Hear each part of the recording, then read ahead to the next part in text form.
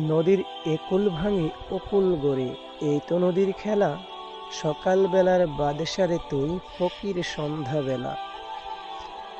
প্রিয় ভাই, কখনো ক্ষমতা নিয়ে ক্ষমতার অহংকার দেখাবেন না, ক্ষমতার অপব্যবহার করবেন না। কারণ ক্ষমতা আপনার চিরস্থায়ী থাকবে না।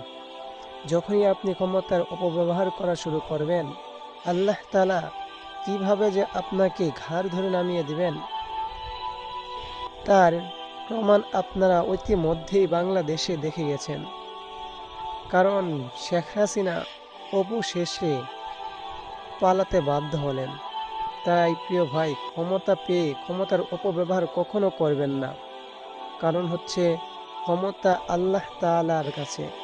আল্লাহ তাআলা চাইলে আপনাকে সম্মান দিতে পারে, আবার আল্লাহ তাআলা চাইলে আপনাকে অসম্মানও করতে পারে।